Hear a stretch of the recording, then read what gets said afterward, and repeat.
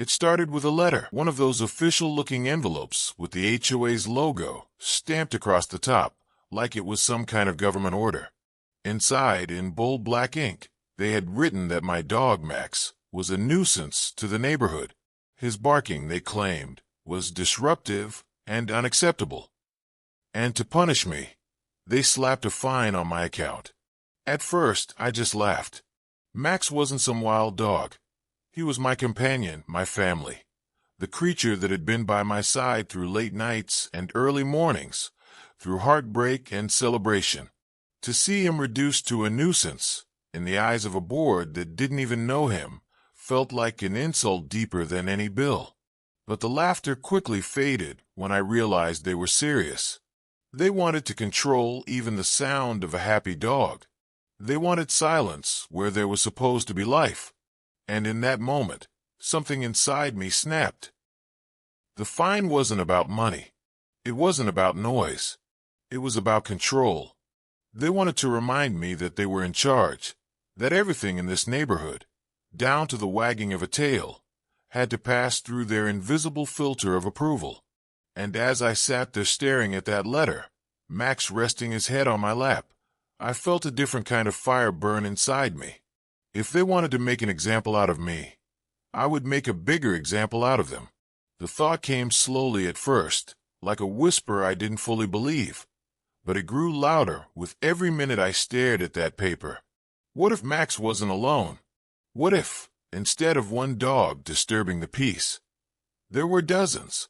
What if the sound of barking didn't fade, but multiplied until it became the new heartbeat of this street? That was when the idea formed, wild and impossible, a dog sanctuary, right here, right next door to the very people who thought they could find me into submission. A place not of silence, but of joy. A place where the wagging tails and happy howls weren't just tolerated, they were celebrated. At first, people thought I was joking. My friends laughed when I told them what I was planning. You can't just open a dog sanctuary, they said. But I didn't listen. I started small, reaching out to local shelters and rescues. The truth was, they were overflowing with animals that had nowhere to go. Dogs that had been abandoned, mistreated, or left behind were waiting for homes that never came. When I offered space, when I said I'd take them in, the shelters didn't hesitate. Within a week, my yard doubled in size. I bought the empty lot next door, a place the HOA had been eyeing for their next community project, and turned it into something they never could have imagined. Fences went up, kennels were built, and grass was rolled out like a carpet of freedom. Max was no longer alone.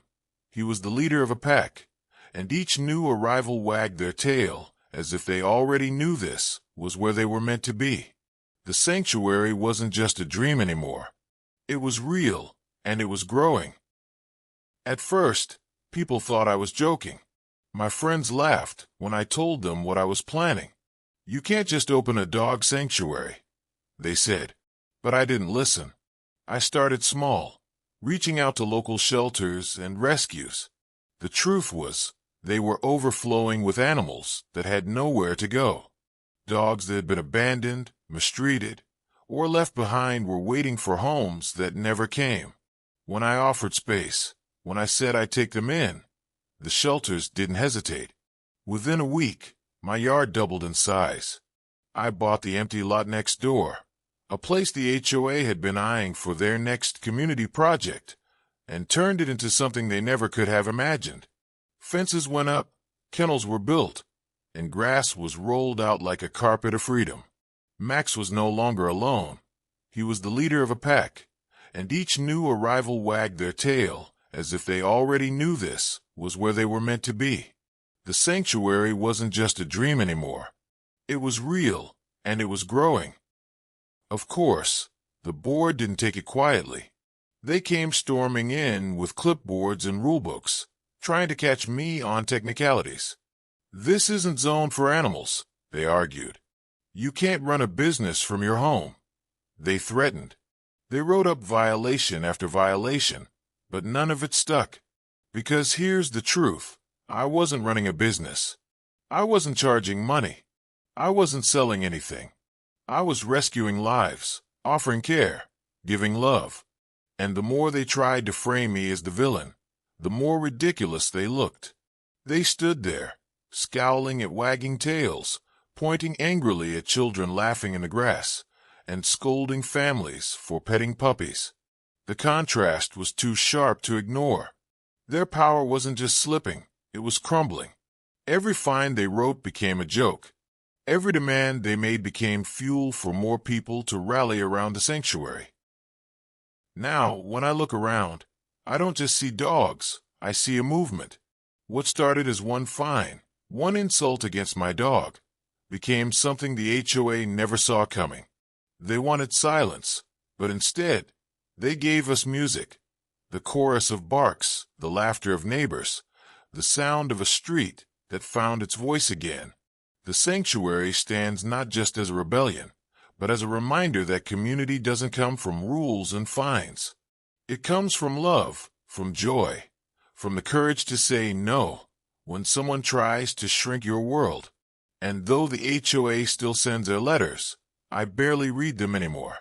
Because when the sun sets and I hear the dogs settling in, tails thumping, breaths heavy with contentment, I know we've already won. This sanctuary isn't just for Max. It isn't just for me. It's for everyone who ever felt like joy had to be quiet. It's proof that sometimes the best rebellion is to fill the silence with life. Word traveled faster than I ever imagined. At first, it was just families from the neighborhood dropping by to play with the dogs or to help with feeding time. But soon, people from outside the HOA boundaries began showing up, friends of friends, co-workers who had heard about the street with the dog sanctuary, strangers who had seen photos posted online of kids running through green grass, surrounded by happy animals. One weekend, a van pulled up with volunteers from a rescue group 3 towns over. They brought blankets, food, and medicine for the dogs. "We heard what you're doing here," they said, smiling like they had stumbled upon a secret oasis. Another day, a group of college students arrived with cameras and notebooks. They wanted to write about us for their community journalism class. And as they interviewed me, snapping pictures of Max and the pack, I realized something. This wasn't just a rebellion anymore. It was a story people wanted to tell, a light people wanted to share. What the HOA had meant to suppress had become something bigger than even I had dreamed. The more people came, the angrier the HOA became. They weren't just annoyed anymore, they were furious.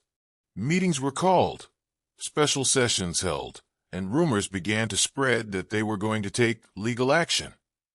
Their newsletters became almost comical, filled with warnings about unauthorized activity and unsanctioned gatherings. They painted me as a troublemaker, a rule breaker, someone out of control. But here's the problem they never considered. When the community sees joy with their own eyes, when they experience it, they stop believing the lies. People knew the truth.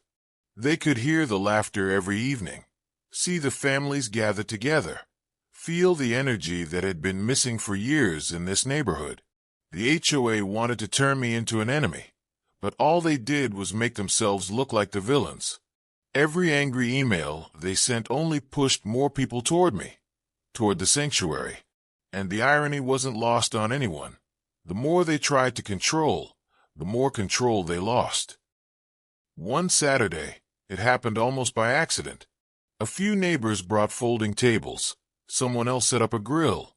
And before I knew it, the sanctuary had turned into a full-blown block party. Kids ran wild with water balloons, while puppies chased after them. Music played from a speaker someone had dragged onto the lawn. People brought snacks, drinks, and desserts, turning the event into a feast. We didn't plan it, but it felt inevitable, like the sanctuary had grown so big in spirit it couldn't help but spill out into celebration. We called it, half-jokingly, the Festival of Dogs. That night, as fairy lights strung along the fences twinkled and laughter carried into the dark, I looked around and saw something beautiful. Strangers had become neighbors, neighbors had become friends, and friends had become family. All because one dog barked, and someone decided not to apologize for it. The HOA didn't stand a chance against that kind of joy. But the HOA wasn't finished. They filed papers, dragging me into court, hoping that a judge could do what their letters couldn't. I walked into that courtroom with nothing but truth on my side, and Max, sitting proudly in a support vest by my chair. They came armed with binders, bylaws, and an expensive lawyer who spoke like he'd swallowed a rulebook whole. They claimed I had turned the neighborhood into a circus, that my sanctuary was a disturbance, that I had disrespected the authority of the board. And then it was my turn. I didn't come with fancy words or thick files. I came with photos, pictures of children hugging dogs, of families smiling together, of neighbors who hadn't spoken in years, now standing side by side. I came with testimonies from shelters thanking us for saving lives, from volunteers who had found purpose here. I spoke from the heart, and when I was done, I could feel the silence in the room. Even the judge seemed to hesitate before finally saying, "This isn't a violation. This is a community." In that moment, the HOA didn't just lose their case, they lost their mask of authority. The day I walked out of that courthouse, something changed forever. The HOA still exists on paper, still hold their meetings, still mails out their rules, but no one listens anymore. Their grip is gone. They're a shadow, a memory of control that no longer matters. What matters now is the sanctuary, the life it gave back to this street, the hope it gave to dogs who had none, and the laughter it restored to families who had forgotten what joy sounded like. Every time I hear the barking echo at sunset, it reminds me of that first fine, that first insult, that first attempt to make me feel small. And I smile, because that insult grew into a rebellion, and that rebellion grew into a legacy. The sanctuary isn't mine anymore. It belongs to everyone who stepped through its gates, everyone who found joy in its chaos, everyone who dared to believe that life is meant to be lived loud. And maybe that's the real victory. Not that I won against the HOA, but that we all won against silence. The funny thing about victories like this is that they don't stop at the edges of the fence. They ripple outward, like waves that start small, but keep moving until they touch every shore. The sanctuary wasn't just changing our street. It was changing lives far beyond it. Rescue groups began calling, not just to bring dogs, but to learn how we had built something so strong without money, without permission, without an organization stamped with approval. Families from other towns started visiting, and some even left determined to start their own small sanctuaries, their own spaces of joy and resistance. Teachers began bringing students on field trips, not just to learn about animals, but to witness what happens when people stand up against control with nothing more than love and stubbornness. The HOA had tried to silence one bark, and instead, they created a movement that refused to be quiet. It was bigger than me, bigger than Max, bigger than all of us combined. Our street doesn't look like any other neighborhood anymore. It doesn't carry that sterile silence of perfectly trimmed lawns and matching mailboxes, the kind of emptiness that HOAs love to call order. No, our street is alive. Murals began to appear, painted by local artists, many of them featuring dogs with wings, dogs with crowns, dogs running free through fields of color. Front yards that once displayed for sale signs now had dog bowls and shaded benches for sanctuary visitors. And instead of hiding behind fences, people started opening their gates, inviting neighbors to walk through, to sit, to talk. You could feel the difference in the air. It wasn't just a neighborhood anymore. It was a community. And every time someone asked me how it happened, I told them the truth. It started with a single fine, with a single attempt at control. But control is fragile, and once people taste freedom, they never want to go back. It wasn't an official announcement, but everyone felt it. The HOA stopped fighting. They still printed their newsletters, but fewer copies arrived in mailboxes, and most ended up unread, tossed in recycling bins, or used to line kennels. Their monthly meetings grew smaller, quieter, until one day, no one showed up at all. The board members who once strutted down the street with clipboards now avoided eye contact, slipping into their homes like shadows. It was almost sad in a way. They had built their identity on control, on being the gatekeepers of silence, and when that power slipped away, they were left with nothing. But maybe that was justice. They had tried to shrink our lives into lines and fines, and in the end, their own lives shrank instead. We didn't need to destroy them. They destroyed themselves by clinging to rules that no one believed in anymore. And the sanctuary stood, not as their defeat, but as our declaration. We had chosen joy, and joy had won. Sometimes I walk the sanctuary at night when everyone else has gone home and the dogs are sleeping. The moonlight spills across the lot, and I hear the soft rhythm of dozens of dogs breathing, dreaming, existing in peace. Some of these dogs came here broken, trembling, terrified of people who had hurt them, and now they stretch out in the grass, safe, loved, finally home. That's when it hits me hardest. This was never just about fighting the HOA. It was about giving voices to those who couldn't fight for themselves. The dogs were the silent victims of a world too busy to care, and in choosing to stand for Max, I accidentally stood for all of them. Their joy became our joy, their healing became our story, their freedom became our anthem. And maybe one day, long after I'm gone, the sanctuary will still stand, not because of me, but because the world will always need a place where life is allowed to be loud. So here's the truth I'll carry with me forever. Silence is never the natural state of a community. Life wants to be loud. It wants to bark and laugh and sing and shout. The HOA tried to strip that away with fines and rules, but they only reminded us of how much we needed it.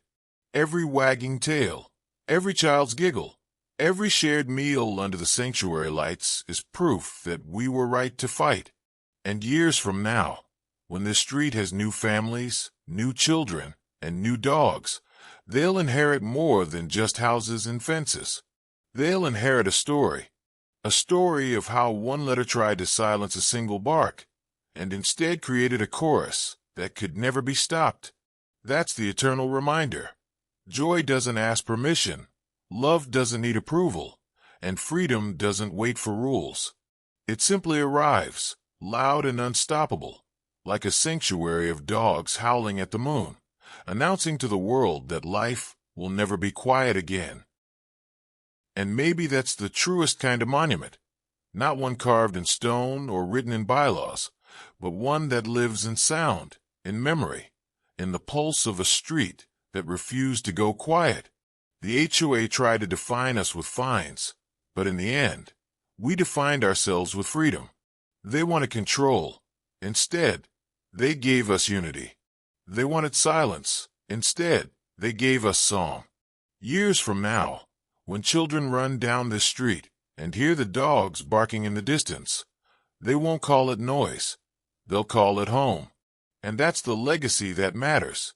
Not the rules we were told to obey, but the joy we dared to create in spite of them. That's the monument, invisible, untouchable, eternal. A monument made not of brick or steel, but of laughter, paw prints, and voices too strong to ever be erased. So here's where the story ends, or maybe where it truly begins. Because this sanctuary isn't just mine, and it isn't just Max's. It belongs to everyone who ever believed that life is meant to be lived loud. It belongs to every neighbor who chose love over fear, to every child who laughed without asking permission, to every dog who found a place where they could finally run free. And long after the HOA's paperwork has yellowed and crumbled into dust, the sound of this sanctuary will remain. The final bark, the one that echoes beyond walls, beyond rules, beyond time itself, will be the reminder that joy can't be silenced. That freedom, once tasted, never fades. That one bark, one fight, one rebellion can change everything.